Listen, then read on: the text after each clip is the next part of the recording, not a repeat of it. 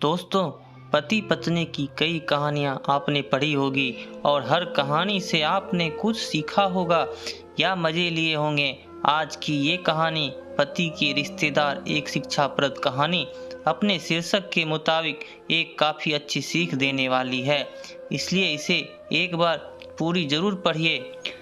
शादी के 7 साल बीत जाने के बाद भी पति पत्नी में काफ़ी झगड़े होते रहते थे।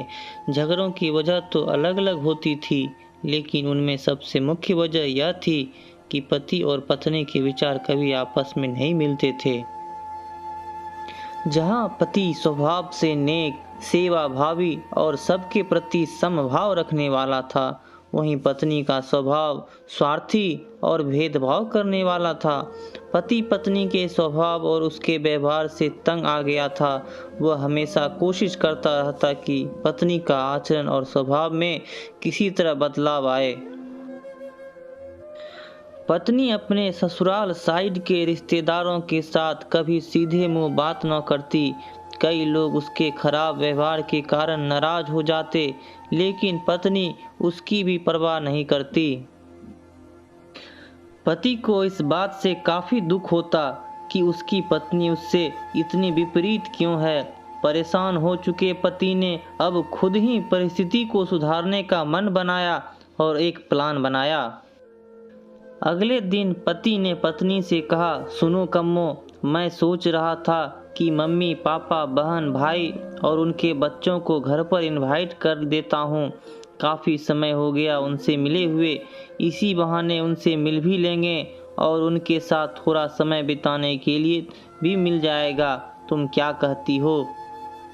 पत्नी के चेहरे से साफ दिख रहा था कि इसे ये आइडिया पसंद नहीं आया, लेकिन उसने पति का मन रखने के लिए बेमन से हाँ कह दिया। पति खुश हो गया और पत्नी को अगले दिन अच्छा खाना बनाने के लिए बोलकर सभी को फोन करके बड़े प्यार से अपने घर आने के लिए न्योता देने लगा। जब पति फोन पर बिजी था तो पत्नी सोच रही थी, ये आदमी भी ना अपने फालतू के कामों से बाज नहीं आएगा। क्या जरूरत है सबको घर पर बुलाने की? सब मेरे घर आएंगे और राजाओं की तरह ऑर्डर करेंगे और मैं दासी की तरह उनकी सेवा करूंगी। नहीं नहीं, मैं ऐसा नहीं होने दूंगी। अच्छा खाना तो क्या, मैं इन्हें सादा खाना भी नसीब नहीं होने दूंगी। देखती हूँ कितनी देर टिकते हैं ये लोग मेरे घर। अगले दिन सुबह पति काफी खुश था। सिर्फ 2 ही घंटे बचे थे सभी मेहमानों का आने के लिए। पति ने अपनी पत्नी से पूछा, अच्छा बताओ तो सही, आज सबको खाने में क्या स्पेशल खिलाने वाली हो? पत्नी मुंह बनाते हुए बोली, स्पेशल खाना क्यों? तुम्हारे माँ बाप बहन कोई मेहमान थोड़ी हैं, उनके लिए कोई स्पेशल खाना नहीं बनाया है मैंने। वह भी वही खाएंगे जो हम खाते हैं। आज घर में सिर्फ दाल चावल बना है, क्योंकि और कुछ बनाने के लिए सामान नहीं था। पत्नी की बात सुनकर पति गुस्सा हो गया और बोला, तुम कभी नहीं सुधरोगी। अगर घर में सामान नहीं था तो मुझे एक बार बता दिया होता, मैं बाजार से जाकर ले आता, लेकिन कुछ ढंग का तो खाना बना लेती। अब सिर्फ 1 घंटा बचा है और सभी आने वाले हैं, मैं क्या मुंह दिखाऊंगा उनको? तुम ही रहो यहाँ, मैं तो जा रहा हूँ, उनके जाने के बाद ही वापस आऊंगा। यह कहकर पति घर से बाहर चला गया। पत्नी को तब तक पति के बातों का कुछ फर्क नहीं पड़ा था जब तक मेहमान घर पर नहीं आ गए। और जैसे ही सब मेहमान घर पर आए तो पत्नी के होश उड़ गए, क्योंकि भाई बहन माँ बाप और बच्चे वह उसके पति के नहीं बल्कि खुद उसी के थे। यानी कि पति ने अपने माँ बाप को नहीं बल्कि अपने ससुराल वालों को खाने पर इनवाइट किया था। पत्नी अब काफ़ी परेशान हो गई, क्योंकि अपने ससुराल वालों को परेशान करने के लिए न सिर्फ उसने सादा खाना बनाया था, बल्कि खाने में ज़्यादा नमक और मिर्च भी डालकर रखा था।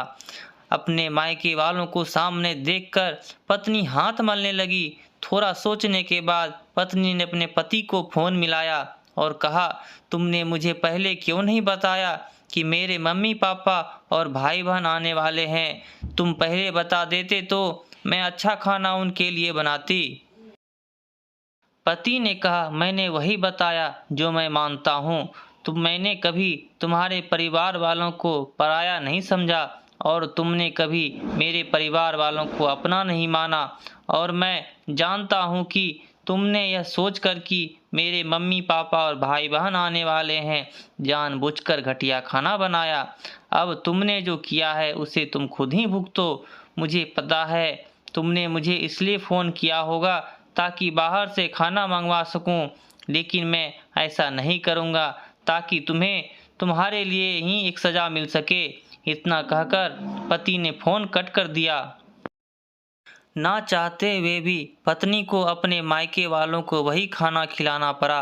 उसके रिश्तेदार ज़्यादा मिर्च और नमक वाला खाना ऐसा सोचकर खा गए कि बेटी से गलती हो गई होगी, लेकिन बाद में जब दामाद ने सारी बात उन्हें बताई तब उन्हें बहुत शर्मिंदगी हुई और उसके बुरा बर्ताव के लिए उसे डांट कर उससे नाराज़ होकर चले गए।